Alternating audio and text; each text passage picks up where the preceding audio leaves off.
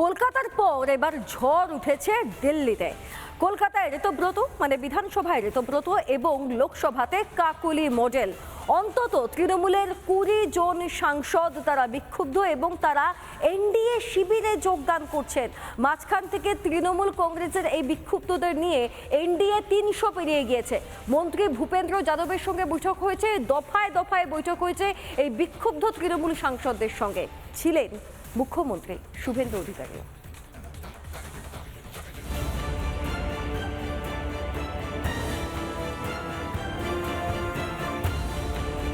দিল্লিতেও তৃণমূলে গৃহদাহ। লোকসভার 28 সাংসদের মধ্যে ভাইপোর হাতছাড়া 20 জনই। তৃণমূলের আলাদা ব্লক করে এনডিএ শিবিরে জুড়তে চান তারা। ইতিমধ্যেই নাকি চিঠিও জমা পড়েছে লোকসভার অধ্যক্ষের কাছে। দিল্লি থেকে 1500 কিলোমিটার দূরে গঙ্গা পাড়ে যে তৃণমূল কংগ্রেসের ভাঙন ধরা শুরু হয়েছিল, সেই ভাঙনের গঙ্গার জল এবার দিল্লিতে এসে পৌঁছালো। কে নেই ভাইপো বিরোধী শিবিরে? কাকলি ঘোষ দস্তিদার, অরূপ চক্রবর্তী, জগদীশ বসুনিয়া, আবু তাহের, খলিলুর রহমান, অসিত মাল, প্রসূন ব্যানার্জি থেকে কালীপদ সরেন, শর্মিলা সরকার, বাপি হালদার, মিতালি বাগ, প্রতিমা মণ্ডল, পার্থ ভৌমিক। সেই কাজের জন্য উন্নয়নের স্বার্থে আজকে কিন্তু এই 20 জন সাংসদ একসঙ্গে আমরা আমাদের মাননীয় স্পিকারকে চিঠি দিয়েছি। শুধু পোর খাওয়া রাজনীতিবিদরা নন, ভাইপোর হাত ছেড়েছেন তারকারাও।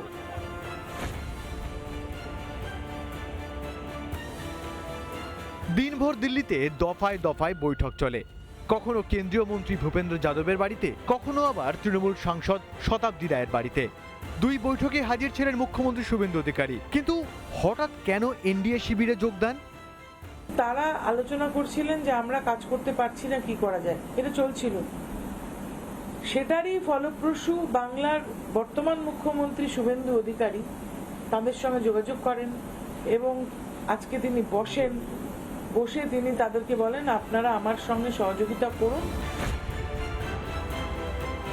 এটাই তৃণমূলের ভবিতব্য, এটাই তৃণমূলের হওয়ার ছিল, সেটাই হচ্ছে। তার কারণ হচ্ছে মমতাকেই মানুষ মেনে নিতে পারছে না, মানুষ পরিত্যাগ করেছে। এমএলএ এমপিরা মমতাকেই মেনে নিতে পারছে না, সেখানে অভিষেককে কি করে মেনে নেবে? তৃণমূলের ভাইপো সংস্কৃতির রমরমা। বর্ষিয়ান অভিজ্ঞ রাজনীতিবিদদেরও সম্মান ছিল না দলে। ভাইপোর নকল জেল্লার কাছে ম্লান ছিলেন বর্ষিয়ান সাংসদরাও। দল ক্ষমতা হারাতেই কোণঠাসা ভাইপো। তার স্বেচ্ছাচারিতার বিরুদ্ধে জেহাদ ঘোষণা দিল্লিতেও।